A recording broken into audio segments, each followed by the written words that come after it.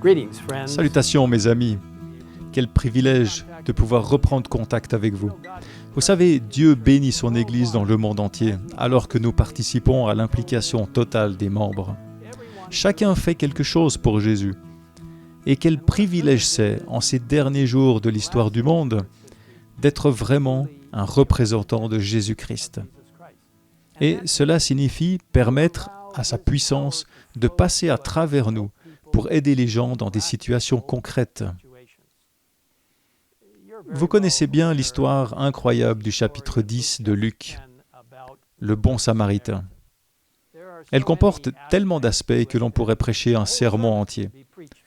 Mais je voudrais partager avec vous quelques mots seulement et vous encourager à vous assurer que votre témoignage ainsi que le mien est conforme à ce que nous disons, à ce que nous croyons, et par la puissance du Saint-Esprit à ce que nous faisons, tout cela en accord avec la parole de Dieu.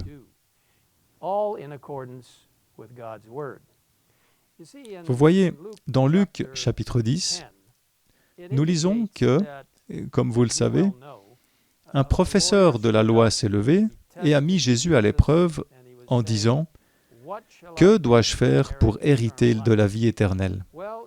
Et Jésus, au verset 26 de Luc 10, répond « Qui lis-tu » Revenons à la Bible, dit Jésus, revenons à ce que la loi de Dieu dit réellement.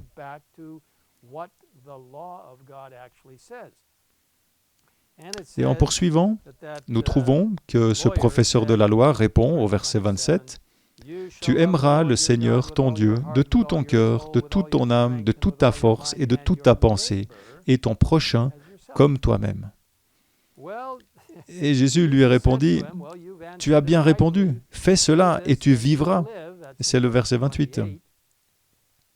Et ce professeur de la loi a l'audace, parce qu'il voulait provoquer Jésus, de dire « Et qui est mon prochain ? Qui est-ce que je suis censé aider et soigner ?» Eh bien, Jésus a raconté une histoire qui, selon le livre Jésus-Christ, est une histoire vraie. Vous voyez, les personnes de ce groupe spécifique de personnes qui écoutaient l'histoire étaient en fait les participants de l'histoire. C'est ce que nous dit le livre Jésus-Christ.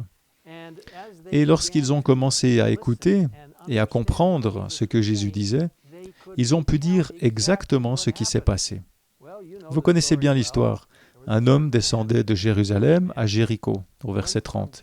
Il tomba entre les mains de brigands.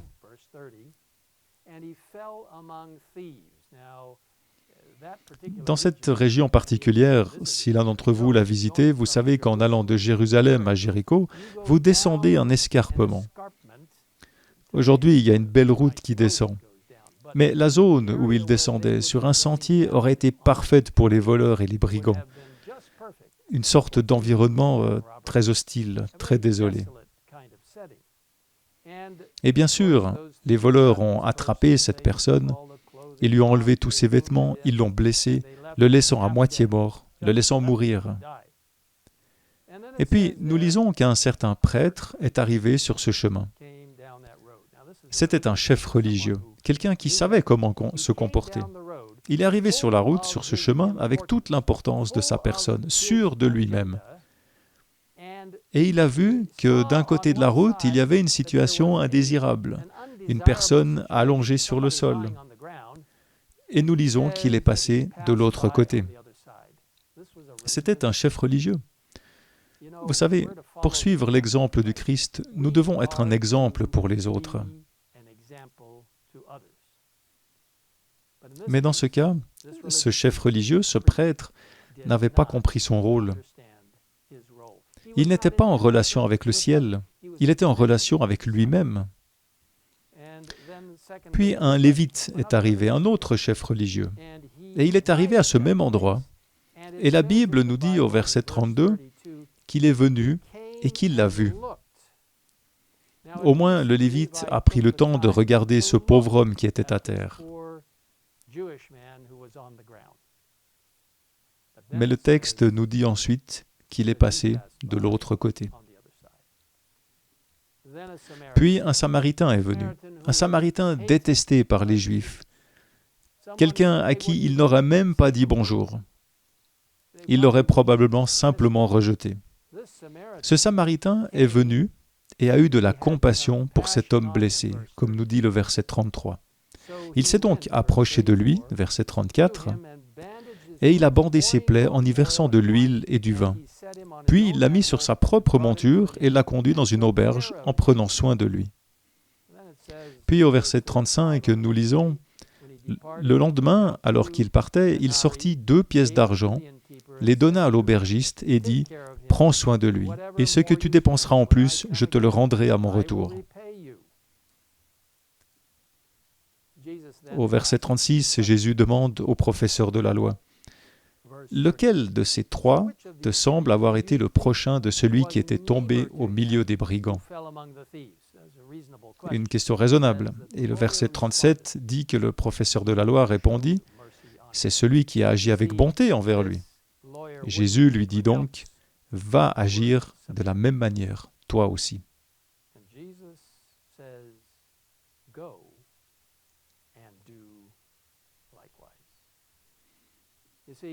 Vous voyez, toute cette histoire représente aussi, bien sûr, Jésus. Cette personne à terre qui a été blessée représente chacun de nous.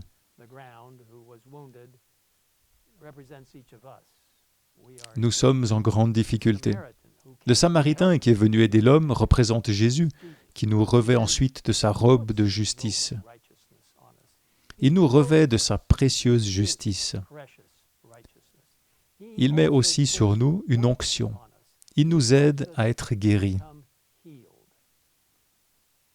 Nous devons suivre les traces de Jésus et faire un travail médical missionnaire, en menant un ministère de la santé complet et en aidant les gens à comprendre vraiment ce que cela signifie de suivre Jésus complètement, en aidant les gens physiquement, mentalement, socialement et spirituellement. Dans le livre Jésus-Christ, à la page 499, nous lisons « Actuellement, cette leçon est tout aussi nécessaire qu'à l'heure où elle sortit des lèvres de Jésus. L'égoïsme est un froid formalisme qui a presque entièrement éteint le feu de l'amour et chassé les grâces qui donnent du parfum au caractère. Beaucoup de ceux qui font profession de porter son nom ont oublié que le devoir des chrétiens, c'est de représenter le Christ.